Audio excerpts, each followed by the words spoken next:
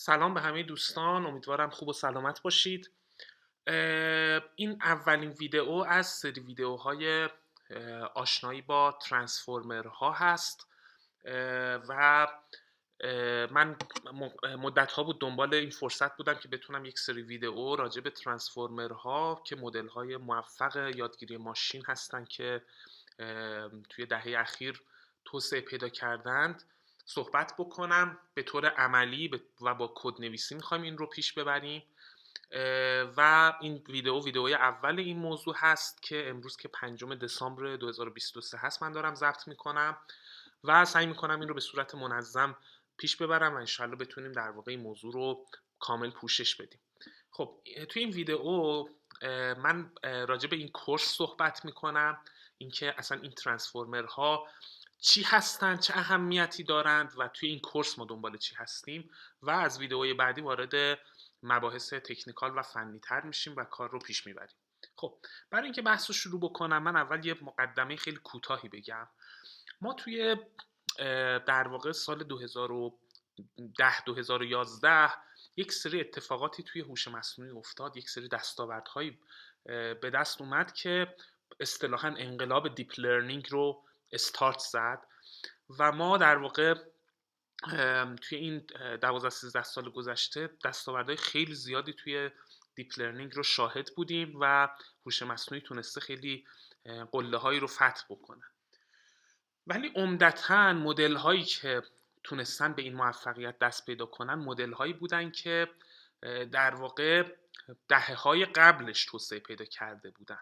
مثلا برای پردازش تصویر یا حالا کامپیوتر ویژن، بینایی ماشین یا بینایی کامپیوتر، یه مدل موفق CNN ها یا کانولوشنال نورال نتورک ها بودن که این مدل اواخر دهه 80 میلادی و اوایل دهه 90 میلادی توسط آقای یان لکون توسعه پیدا کرد.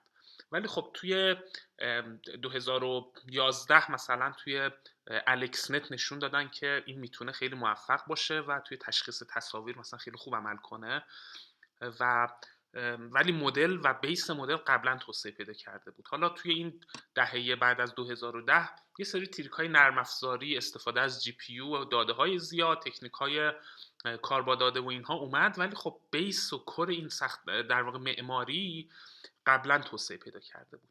همینطور به عنوان یه مثال دیگه LSTM لانگ شورت ترم مموری ها که برای پردازش متن خیلی موفق بودند در واقع قبلا توسعه پیدا کرده بودن. اوایل دهه 90 میلادی LSTM معرفی شد.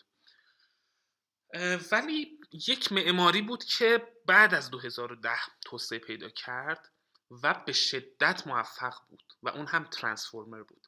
این که میگم به شدت موفق بود به عنوان یک نمونه، من اگر بخوام موفقیتش رو بگم، این چت جی پی تی که چند روز پیش هم در واقع اولین سال تولدش بود، همه دیگه شنیدیم، باش کار کردیم و دیدیم که چقدر خوب زبان انسان رو میفهمه و میتونه با آدم تعامل کنه و این جی پی تی تیش در واقع ترانسفورمره، یعنی معماری پشت جی پی تی معماری ترانسفورمر هست و فکر کنم این نمونه به خوبی نشون میده که این در واقع معماری چقدر معماری موفقی بوده و چقدر تاثیرگذار بوده.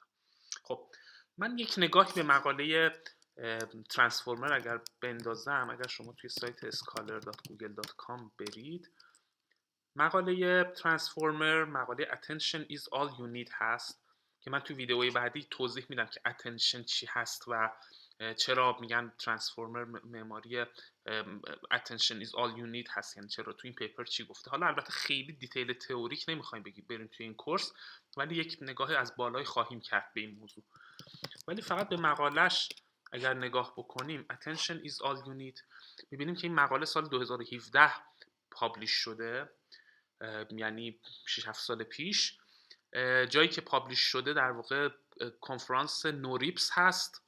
من اگر این سایت رو بزنم Advances in Neural Information Processing System هست که قبلا میگفتن نیپس و از یه سالی به بعدم گفتن اینو بگین نوریپس.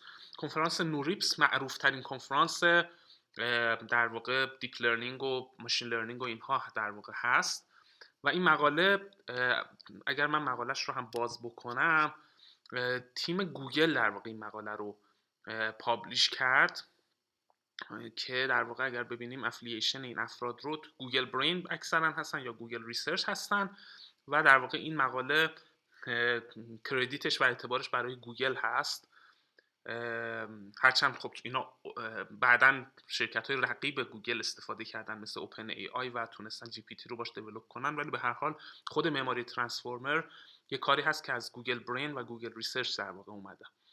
و به سایتیشن های مقاله هم بد نیست یک نگاهی بکنیم. تا این لحظه 99204 بار سایت خورده که این عدد بسیار بسیار زیادی هست با توجه به سابقه 2017 به بعد، یعنی توی 6-7 سال. بسیار جالبه که این مقاله اینقدر در واقع سایت خورده و برای اینکه بفهمین عدد 100,000 چقدر عدد زیادی هست، مثلا شما اگر آقای یان لکون که عرض کردم همون شخصی هست که CNN رو معرفی کرده، ما وارد پیجش بشیم میبینیم که ایشون کلا 330,000 بار سایتیشن داشته و در واقع یک مقاله Attention is all you need در واقع تونسته بیشتر از در واقع نزدیک 1/3 سایتیشن های ایشون رو به دست بیاره، فقط یه مقاله. البته ایشون جزو نویسنده های این مقاله نیستن و من فقط باب مقایسه برای اینکه درک کنیم که 100,000 سایتیشن عدد بسیار زیادی هست میگم ایشون که یک ریسرچر خیلی معروفیه، ایشون کسیه که جزء گادفادر های دیپ لرنینگ و ای آی شناخته میشه، کسی هست که الان ای آی ساینتیست توی فیسبوک هست، در واقع هد در واقع فیسبوک ای آی ریسرچ بوده و هست فکر میکنم و توی دانشگاه نیویورک استاد هستن. ایشون 300,000 بار سایتیشن 330,000 بار سایتیشن داشته کل کارهاشون و فقط یه پیپر Attention is all you need که همون پیپر ترانسفورمر هست 100,000 بار سایت شده که خب عدد قابل توجهی هست. خب این راجع به معماری ترانسفورمر و اهمیتش فقط در واقع به طور خیلی کلی.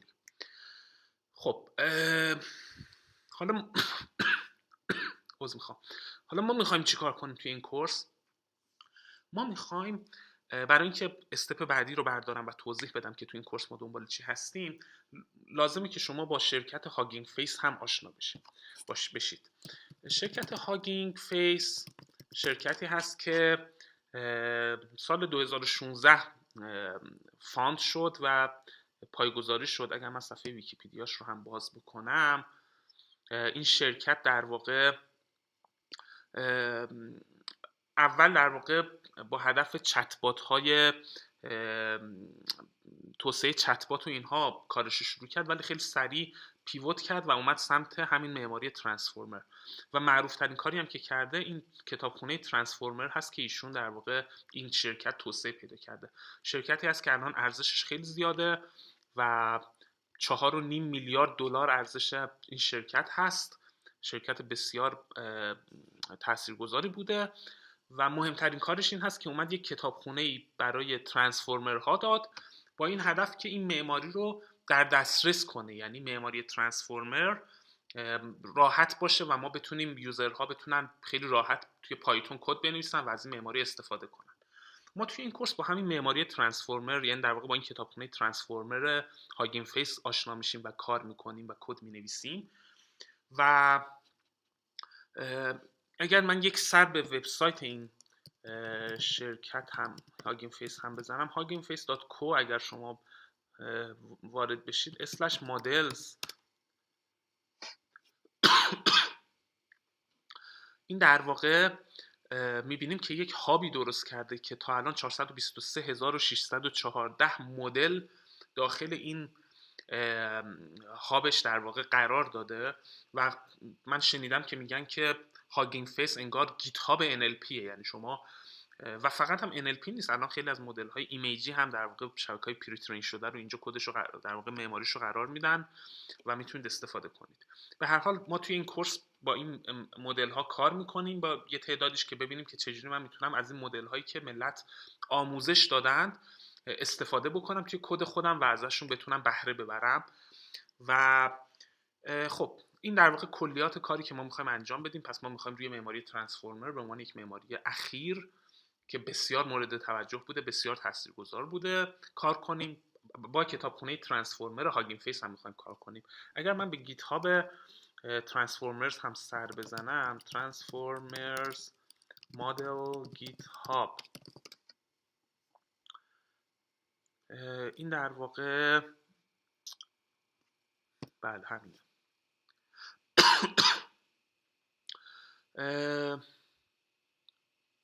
بله این در واقع صفحه گیتاب این کتابخونه هست که تعداد ستاره هاش رو اگر من به عنوان یک ایندیکیشنی و در واقع نشانه از میزان محبوبیت این کتابخونه بدونم 116,000 ستاره گرفته. مثلا اینو بیایم با تنسورفلو مقایسه کنیم.